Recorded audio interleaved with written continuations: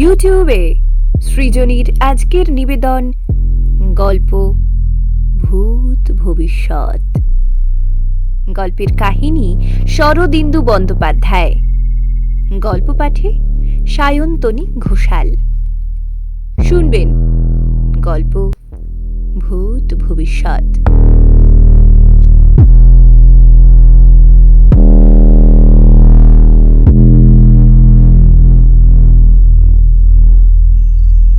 গভীর রাত্রে টেবিলের উপর ঝুঁকিয়া বসিয়া উপন্যাসখানা লিখিতেছিলাম। টেবিলের এক কোণে মোমবাতিটা গলদ হইয়া জ্বলিতেছিল। হঠাৎ চোখ তুলিয়া দেখি প্রেত সম্মুখে দাসিয়া দাঁড়াইয়াছে। কলম রাখিয়া দৃঢ়স্বরে বলিলাম, আমি পারবো না। প্রেত কাতর চোখে আমার প্রাণী চাহিয়া রহিল। মিনতি ভরা স্বরে বলিল, আপনি দয়া না করলে আমার আর উপায় নেই। মেয়েটা নষ্ট হয়ে যাবে। পাড়ার ছোড়াগুলো তার পেছনে লেগেছে। প্রেতের কণ্ঠস্বর ঘষা ঘষা।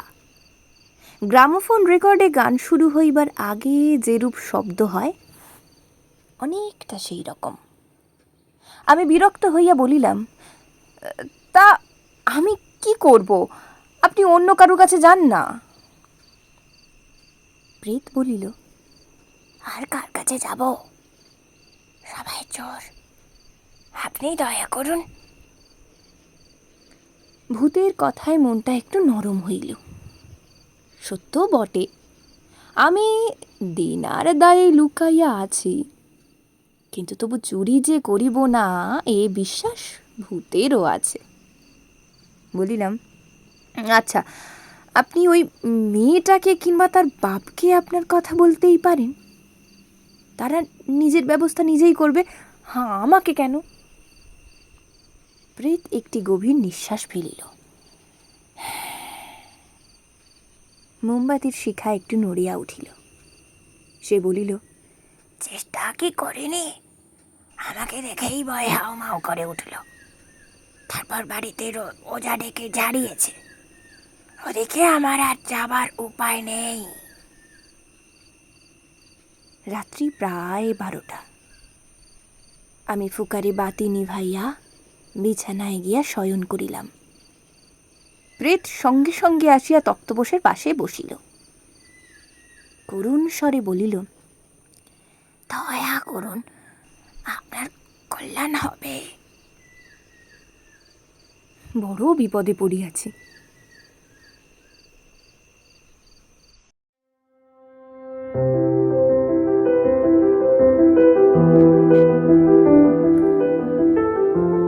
আমি একজন সাহিত্যিক। বাজারে নাম হইয়াছে, কিন্তু নাম হইলেই সাহিত্য বাজারে টাকা হয় না। ফলে একদিন যাহারা বন্ধু ছিলেন তাহারা মহাজন হইয়া দাঁড়াইয়াছেন। আমাকে দেখিলেই মুখ ভার করেন কিংবা তাগাদা করেন।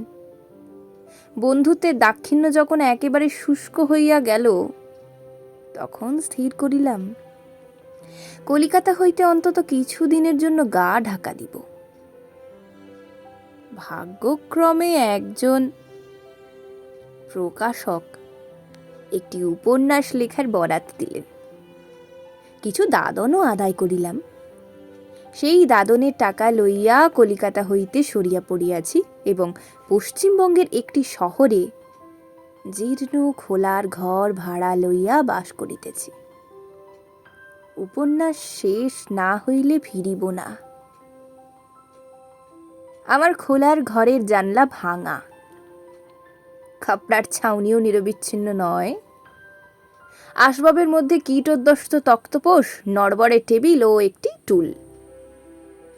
যিনি ঘরটি ভাড়া দিয়াছেন তিনি পাশেই পাঁচিল ঘেরা মস্ত বাড়িতে থাকেন। মহাজনী কারবার আছে। হে জগতে মহাজনী কারবার কিংবা পুস্তক প্রকাশকের ব্যবসা না করিতে পারিলে বাঁচিয়া সুখ নাই। মহাজন নিকুঞ্জবাবুর চোখ দুটি বড় সন্দিগ্ধ। 1 মাসের ভাড়া আগাম লইয়া থাকিতে দিয়াছেন। অল্প দূরে একটি সস্তা ভোজনালয়, সেখানেই আহারাদির ব্যবস্থা করিয়াছি। প্রথম 3 দিন বেশ নির্বিঘ্নে কাটিয়া গেল। উপন্যাস শুরু করিয়া দিয়াছি। খোলার ঘরে যে উপদেবতার যাতায়াত আছে তাহা জানিতে পারি নাই। চতুর্থ দিন রাত্রি আলো নিভাইয়া শয়ন করিলাম। আমার অভ্যাস, বিছানায় শুইয়া একটি বিড়ি সেবন না করিলে নিদ্রা আসে না। দেশলাই জ্বালিতেই চোখে পড়িল কে একজন তক্তপোষের পাশে বসিয়া আমার পানি এক দৃষ্টে চাহিয়া আছে। দুটা আগ্রহ ভরা চোখ। চমকিয়া বলিয়া উঠিল, কে? সঙ্গে সঙ্গে মূর্তিটা মিলাইয়া গেল। আবার দেশলাই জ্বালিলাম, কেহ নাই। ভাবিলাম ভুল দেখিয়াছি। অনেকক্ষণ ধরিয়া লিখিলে এমন হয়, চোখের ভ্রান্তি। বিড়ি পান করিয়া ঘুমাইয়া পড়িলাম। আমার স্নায়ু দুর্বল নয়, ভূতের ভয় করি না। ভূত থাকে, থাক, তাহাকে ভয় করিবার কোনো কারণ নাই। ভূতের চেয়ে মানুষকেই ভয় বেশি। পরদিন সকালে রাত্রির কথা আর মনেই রহিল না। সারাদিন উপন্যাস লিখিলাম। উপন্যাসে প্রেমের প্রগতি দেখাইতেছি। আমার হিরো একেবারে নিম্নতম স্তর হইতে আরম্ভ করিয়াছে।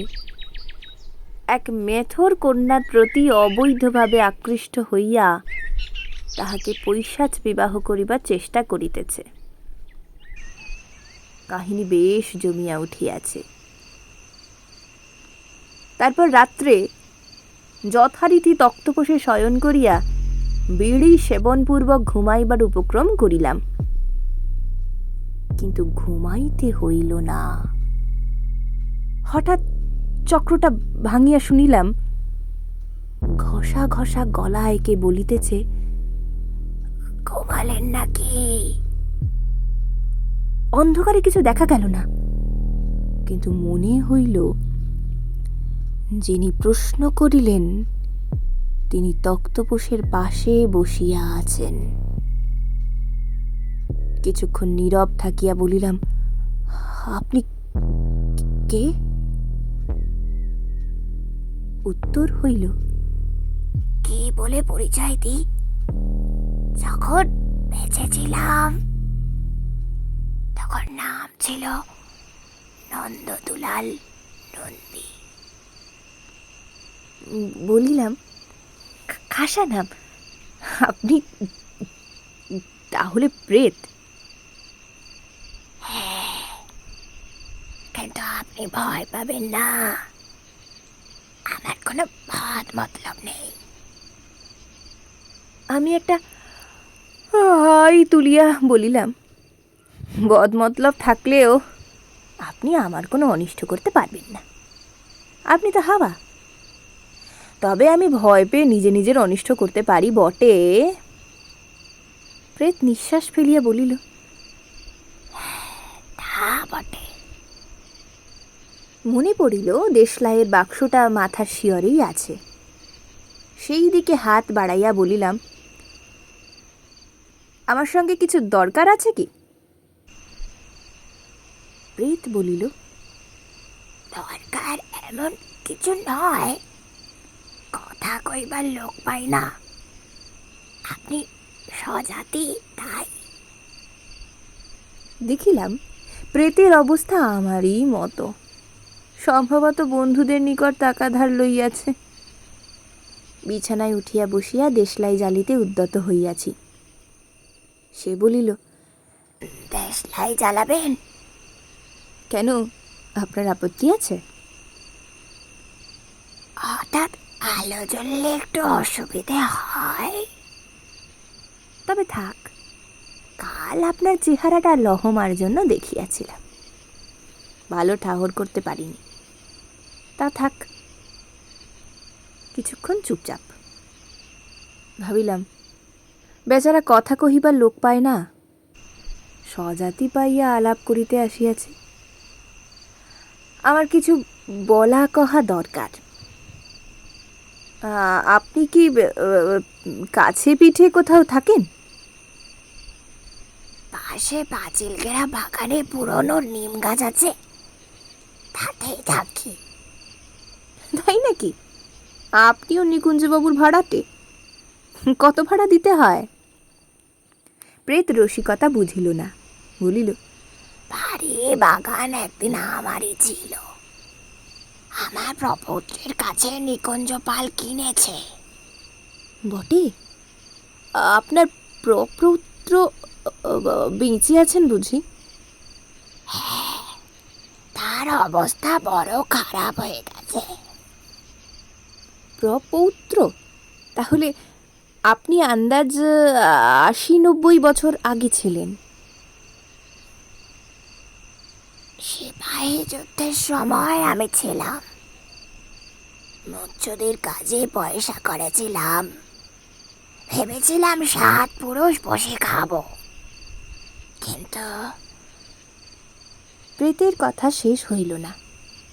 আমি অভ্যাসবশত অন্যমনস্কভাবে একটি বিড়ি মুখে দিয়া ফস করিয়া দেশলাই জ্বালিয়া ফেললাম। প্রেতের ত্রস্তচকিত চেহারাখানা ক্ষণিকের জন্য দেখা গেল, তারপর সে হাওয়ায় মিলিয়া গেল। আবার হয়তো আসিবে ভাবিয়া কিছুক্ষণ বসিয়া বিড়ি টানিলাম, কিন্তু প্রেত আর আসিল না। তারপর কয়েক রাত্রি তাহার দেখা পাই নাই।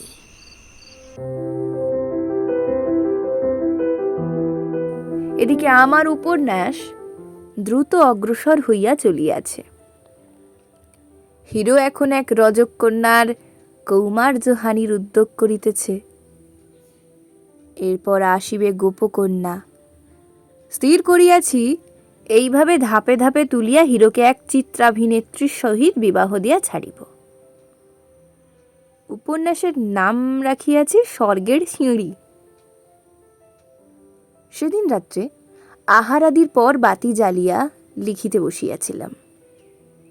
খুব মন লাগিয়া গিয়াছিল, সময়ের হিসেব ছিল না। মনোজগতের নিরঙ্কুশ ভ্রমণ করিতে করিতে হঠাৎ পা পিছলাইয়া স্কুল জগতে ফিরিয়া আসিলাম। দেখি টেবিলের অপর পারে দাঁড়াইয়া প্রেত মিটিমিটি হাসিতেছে। আজ প্রেতকে প্রথম ভালো করিয়া দেখিলাম। সূক্ষ্ম মূর্তি, তবু চেহারার মধ্যে অস্পষ্টতা কিছু নাই। গায়ে ফিতা বাঁধা মেরজাই, মেটে মেটে রং, সরু পাকানো গোঁফ, চোখ দুটো সজাগ ও প্রাণবন্ত। বয়স আন্দাজ ৫৫। নিতান্তই সেকেলে বাঙালি চেহারা। প্রেত বলিল, কি এত লেখেন? বলিলাম, উপন্যাস। সে কাকে বলে? আমাদের সময় তো ছিল না। উপন্যাস কি তাহা বুঝাইয়া দিলে প্রেত সাগ্রহে বলিল, ও গোলে বকাউলির গল্প, রূপকথা, তা বলুন না শুনি। সংক্ষেপে গল্পটা বলিলাম। শুনিয়া ভূত বলিল, ছি ছি। বলিলাম, ছি ছি বললে চলবে কেন? এ না হলে বই কাটে না। যা হোক, কয়েকদিন আসেননি যে? প্রেত বলিল, আপনি অদ্ভুত লোক, অন্য লোক ভূত দেখলে আটকে ওঠে, আপনি গ্রাহ্যই করেন না।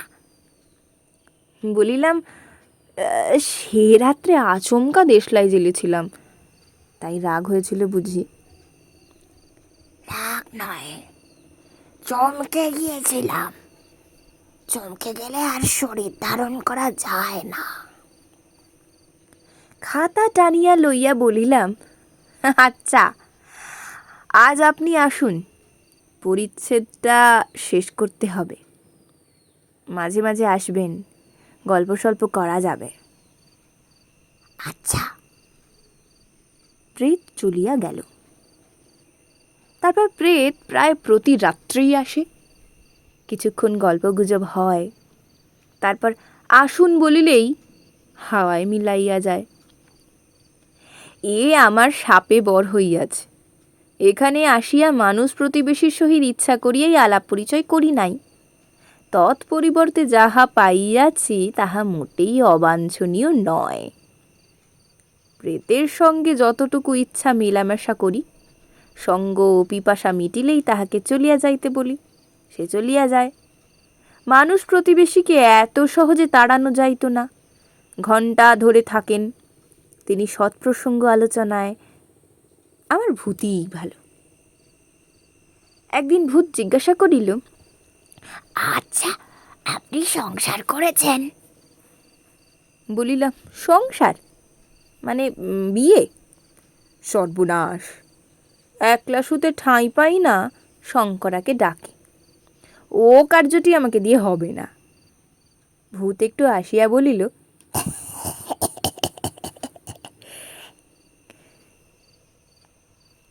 কিছুক্ষণ যেন অন্যমনস্ক থাকিয়া হঠাৎ বলিল, দেখুন, আপনার সঙ্গে একদিন মেলামেশা করে বুঝেছি আপনি সজ্জন, চোর ছেচন নয়।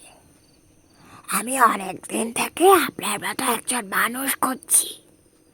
আমার একটি অনুরোধ আছে, আপনাকে রাখতে হবে। ভূত যে নিছক আমার সঙ্গলাভের জন্য নয়, একটা মতলব লইয়া আমার কাছে ঘোরাঘুরি করিতেছে, তাহা এতদিন বুঝিতে পারি নাই। বোঝা উচিত ছিল। মুচ্ছুদির প্রেতাত্মা বিনা প্রয়োজনে কাহারও সহিত ঘনিষ্ঠতা করিবে মনে করাও অন্যায়। সতর্কভাবে বলিলাম, কি অনুরোধ? ভূত তখন টেবিলের উপর কোনোই রাখিয়া নিজের ও বংশের ইতিকথা বলিতে আরম্ভ করিল। আন্দাজ করিলাম, কাঁকড়া বিছার লেজে যেমন হুল থাকে, অনুরোধটা আছে গল্পের শেষে।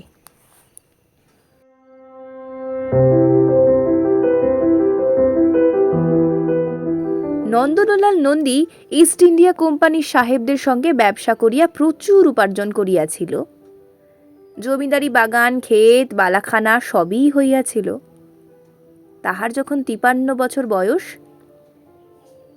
তখন সিপাহী বিদ্রোহের গণ্ডগোল আরম্ভ হইল।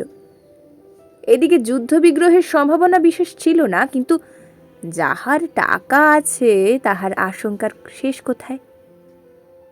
একদা গভীর রাত্রিকালে নন্দদুলাল একটি পিতলের ঘটিতে 100 মোহর পুরিয়া বাগানের নিম গাছ তলায় পুঁতিয়া রাখিল। আর সবই যদি যায়, 100 আকব্বরী মোহর তো বাঁচিবে। মুটিনির হাঙ্গামা এদিকে আসিল না বটে, কিন্তু অরাজকতার সময় হঠাৎ একদিন নন্দদুলালের বাড়িতে ডাকাত পড়িল। নন্দদুলালের হৃদতন্ত্র দুর্বল ছিল, সে বেবাক হার্টফেল করিয়া মারা গেল।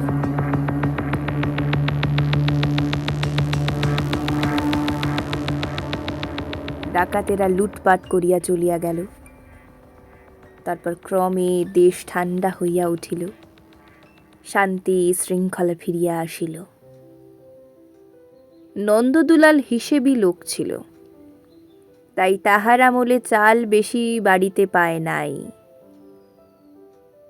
তাহার পুত্র যশোদুলালের আমলে বাবুয়ানি বাড়িল। আগে দোল দুর্গোৎসবের সময় হরিকীর্তন কথকতা হইত, এখন বাই নাচ দেখা দিল। তারপর তস্যপুত্র ব্রজদুলাল আসিয়া বিলাসিতা চরম করিয়া ছাড়িল। জুতায় মুক্তার ঝালর লাগাইয়া, বাইজির পল্টন পুষিয়া, 100 টাকার নোটের ঘুড়ি উড়াইয়া সে যখন পৃথিবী হইতে বিদায় লইল, তখন লক্ষ্মীও বিদায় লইয়াছেন। বাকি আছে শুধু বাগান ঘেরা বাড়িখানা। ব্রজদুলালের পুত্র গোপীদুলাল নিরীহ মানুষ। বাপের ভুক্তাবশিষ্ট এঁটো পাতায় যতদিন পারিল চালাইল, শেষ পর্যন্ত তাহাকে বাড়ি বিক্রয় করিতে হইল।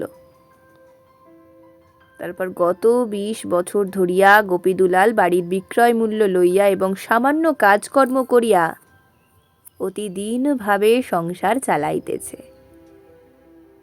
তার স্ত্রীর মৃত্যু হইয়াছে।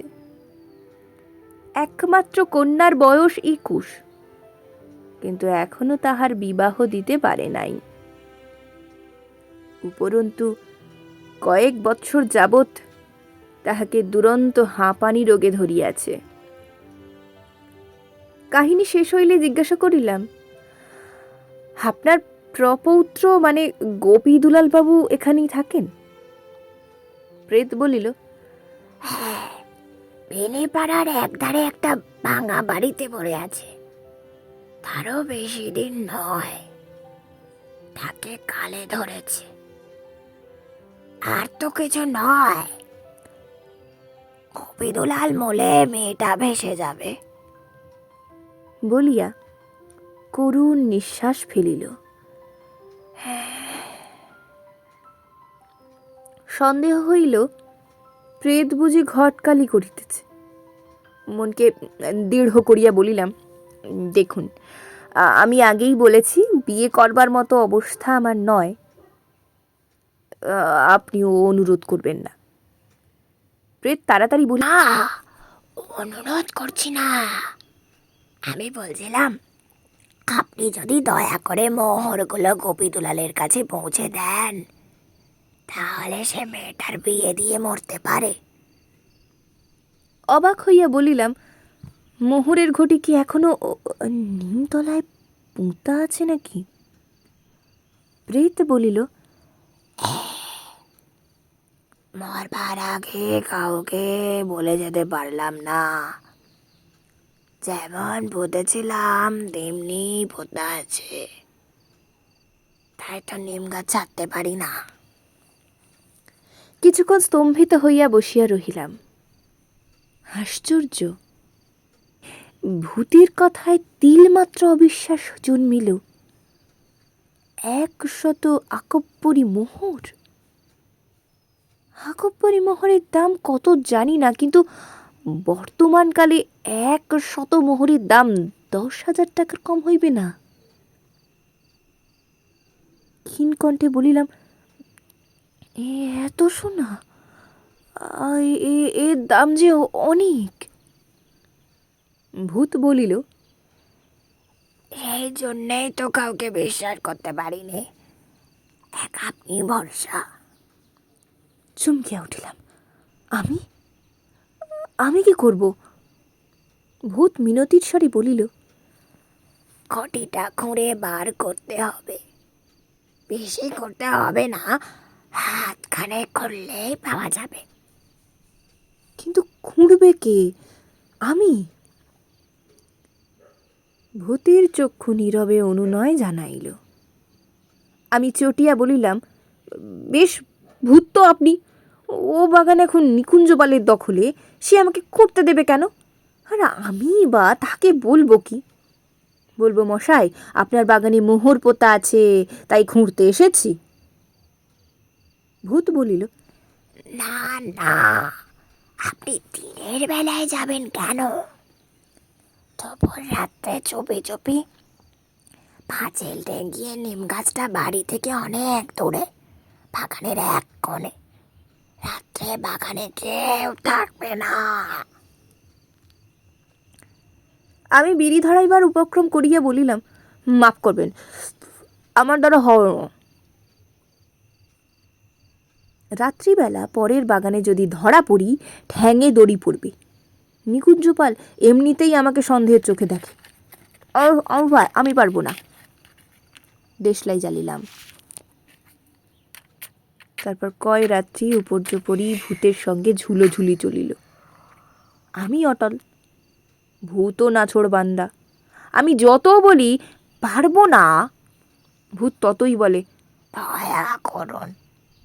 যে রাত্রি দৃশ্য লইয়া আরম্ভ করিয়াছি, তাহার পরও কয়েক রাত্রি কাটিয়া গেল।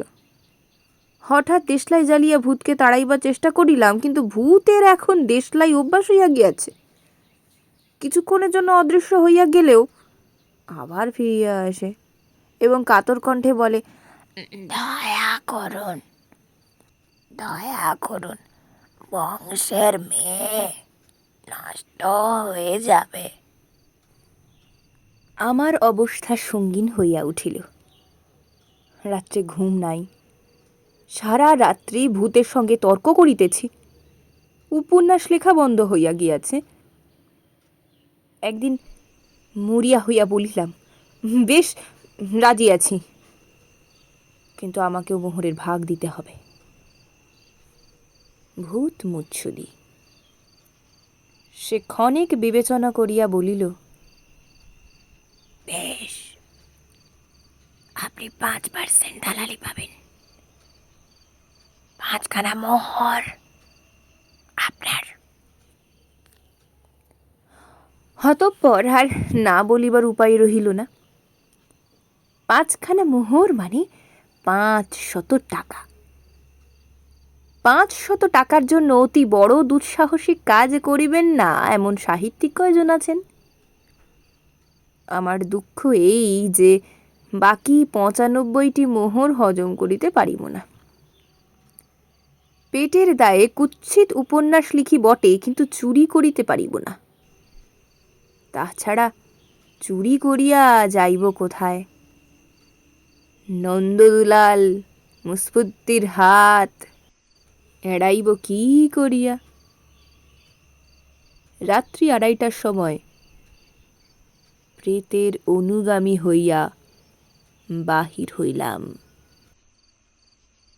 আকাশে কৃষ্ণপক্ষের এক পালি চাঁদ, তাহারই আলোয় পাঁচিল টপকাইয়া নিকুঞ্জপালের বাগানে ঢুকিলাম। ভূত দেখিয়া যাহা হয় নাই তাহাই হইল। বুকের ভিতর দুম দাম শব্দ হইতে লাগিল।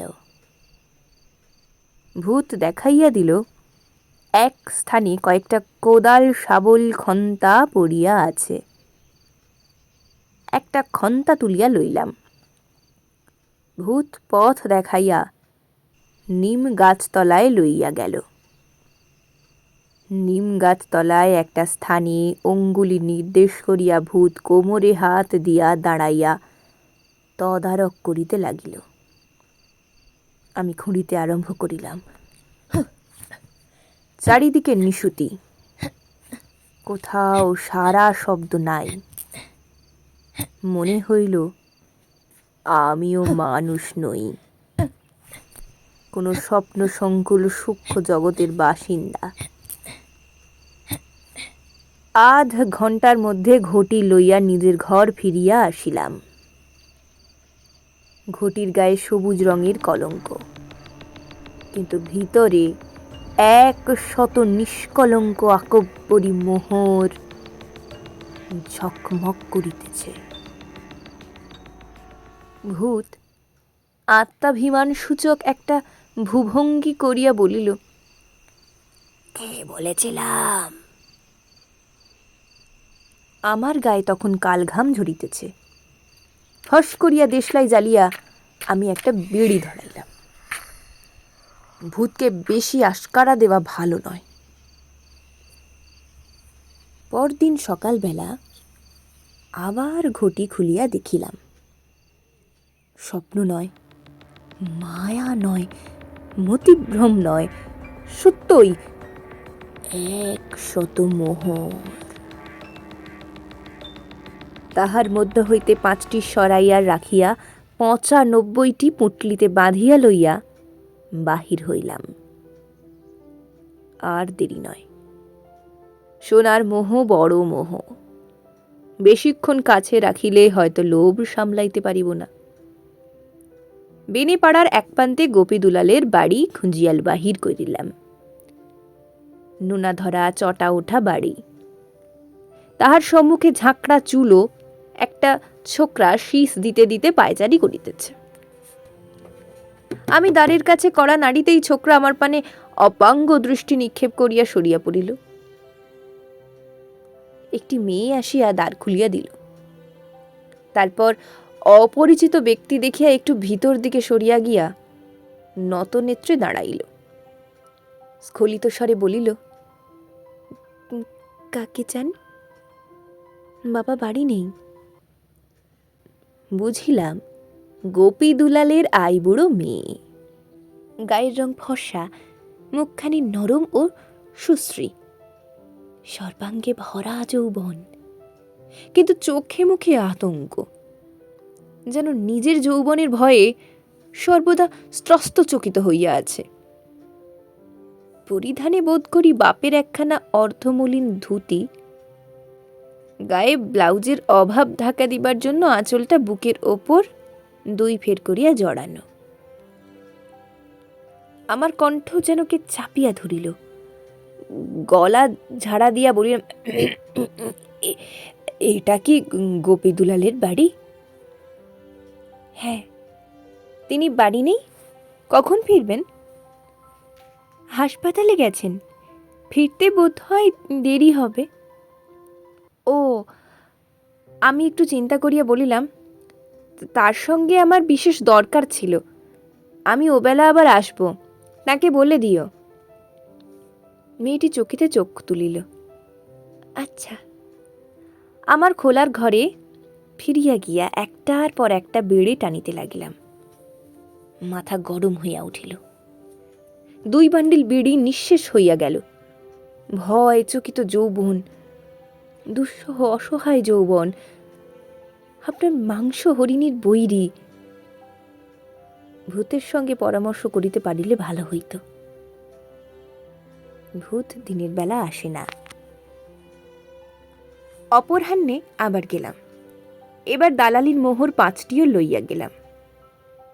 মেয়েটি দ্বার খুলিয়া দিল, বলিল, বাবার শরীর বড় খারাপ, দেখা করতে পারবেন না। কি দরকার আপনার? তাহার ঠোঁট কাঁপিয়া উঠিল। হঠাৎ জিজ্ঞাসা করিলাম, তোমার নাম কি? ত্রাস বিস্ফারিত চোখ তুলিয়া হ্রস্বকণ্ঠে সে বলিল, কমলা।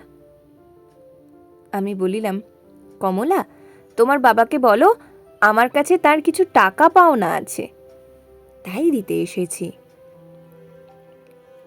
দাড়ির ছায়া অন্ধকার হইতে সে বিহ্বল চক্ষে আমার পানে চাহিল, তারপর ছায়ার মতো অদৃশ্য হইয়া গেল। কিছুক্ষণ পরে ফিরিয়া আসিয়া বলিল, আসুন।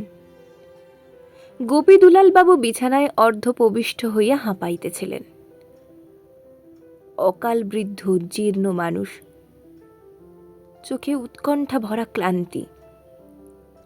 আমি পাশে বসিলে বলিলেন, আপনাকে টাকা পাওনা আছে বলে তো মনে পড়ে না।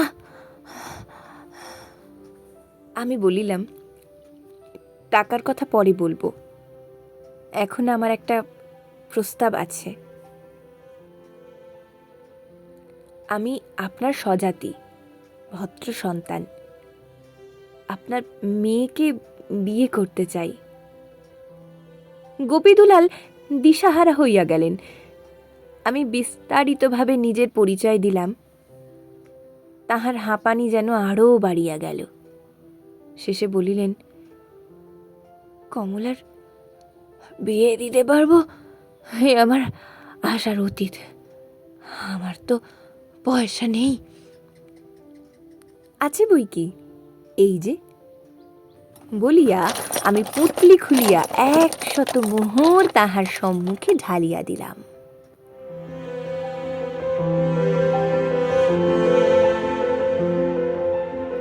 কমলাকে বিবাহ করিয়াছি। শ্বশুর মহাশয় কিন্তু টিকিলেন না। বিবাহের পরদিনই মারা গেলেন। আকস্মিক ভাগ্যোন্নতি তাহার সহ্য হইল না। কলিকাতায় ফিরিয়া আসিয়া বন্ধুদের ঋণ শোধ করিয়াছি, পুস্তক প্রকাশকের ব্যবসা ফাঁদিবার আয়োজন করিতেছি, উপন্যাসখানা ছিঁড়িয়া ফেলিয়াছি। এবার একখানা রোম্যান্স ভরা ভদ্র উপন্যাস ধরিব, যাহা পড়িয়া কমলা লজ্জা পাইবে না। নন্দদুলালের সহিত আর একবার মাত্র দেখা হইয়াছিল। আমি বলিয়াছিলাম, কেমন, খুশি হয়েছেন তো? নির্লজ্জভাবে প্রেত চোখ টিপিয়া মুচকি হাসিয়াছিল। নির্লজ্জভাবে প্রেত চোখ টিপিয়া মুচকি হাসিয়াছিল। দালালি একটু বেশি নিয়েছ। বলিয়া অদৃশ্য হইয়া গিয়াছিল। ভূতের কৃপায় আমার ভবিষ্যৎ এখন বেশ উজ্জ্বল।